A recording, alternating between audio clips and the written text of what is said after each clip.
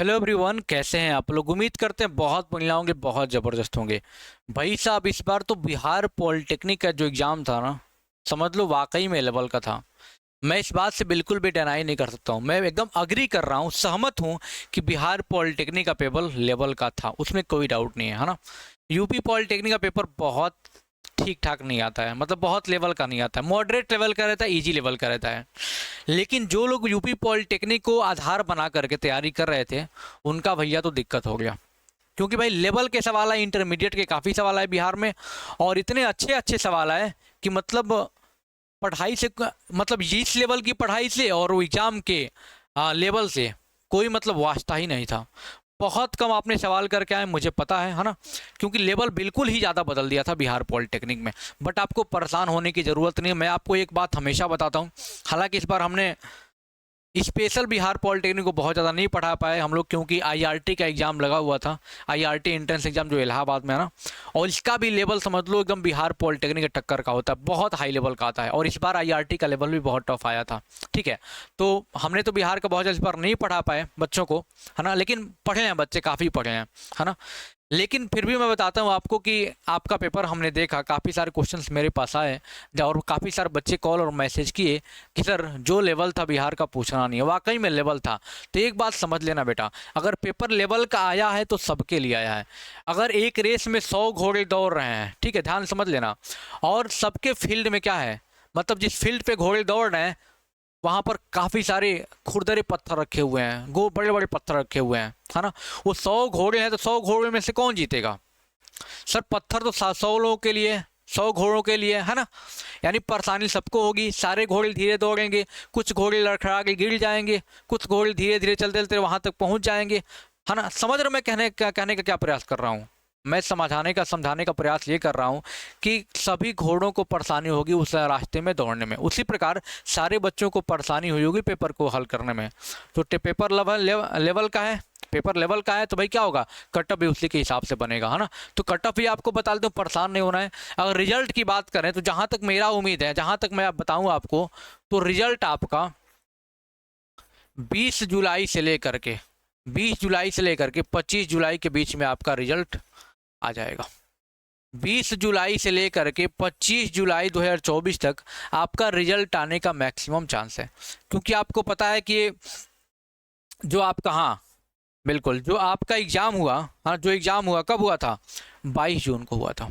कब हुआ था, 22 जून 2024 को polytechnic engineering 3 year diploma PE का एग्ज़ाम हुआ था। ये बात सारे बच्चों को पता भी है ना। कब हुआ था सर, 22 जून को हुआ था। तो लगभग, क्योंकि देखो ऑफलाइन पेपर है तो कॉपी चेक करने में टाइम लगेगा, तो 20 से 25 के आसपास, मतलब ये थोड़ा सा और आगे भी जा सकता है, ये थोड़ा सा इसके पीछे पीछे तो जाने का कम चांस है, लेकिन ये इसके थोड़ा सा और आगे पीछे मतलब हो सकता है डेट, लेकिन इसी के आसपास आपका रिजल्ट आने का मैक्सिमम चांस है। तो आपको बहुत ज़्यादा परेशान होने की ज़रूरत नहीं, जैसे भी कोई अपडेट होगा आपको बताएंगे, बस आपको चैनल पर बने रहना है। कैसे काउंसलिंग करवाना है, काउंसलिंग करवाना ही समझ लो एक अपने आप में क्या है, एक बहुत बड़ा महारत हासिल करना है। क्योंकि सारे बच्चों ने क्या किया, पेपर दे दिया, सब बच्चे ने दे दिया, लेकिन काउंसलिंग कराना सबको नहीं आता, ट्रिक नहीं आता। वो सारी ट्रिक मैं बताऊंगा इस चैनल पर, बस आपको हमारे साथ बने रहना है, चैनल को सब्सक्राइब करके रखना है। आपको पता है कि 90 सवाल आए थे, आपको पता है कि हर साल आते हैं सर, ये कौन सी बड़ी बात है। 90 सवाल आते हैं, 30 30 और 30, है ना। 30 फिजिक्स, 30 केमिस्ट्री, 30 मैथ के 90 सवाल आए थे, और एक सवाल आपका 5 नंबर का था, यानी 450 नंबर का ये पूरा पेपर था आपका। नेगेटिव मार्किंग भी नहीं होता है। अब समझो जरा सा बहुत अच्छे से।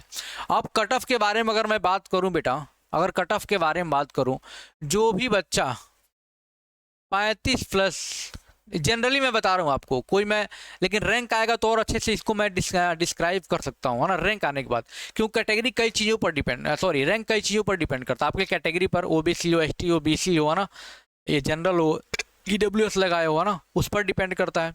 पेपर का लेवल कैसा था उस पर डिपेंड करता है ना।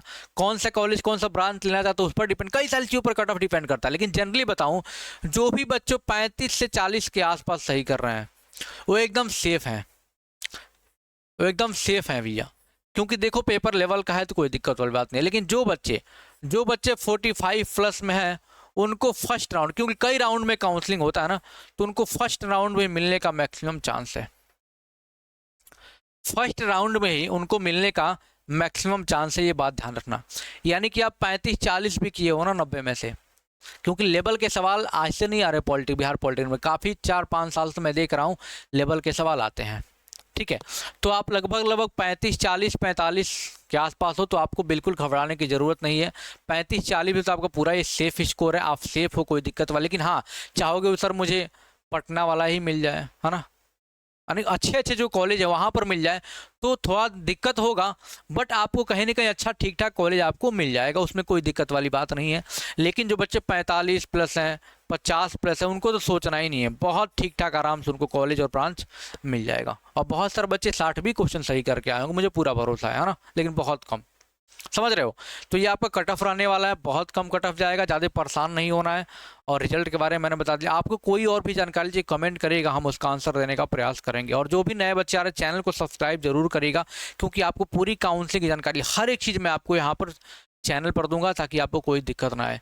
ठीक है, वीडियो अच्छा लगता है कमेंट बॉक्स में कमेंट करके बताइएगा। मिलते हैं किसी अगले वीडियो में। थैंक यू सो मच, जय हिंद।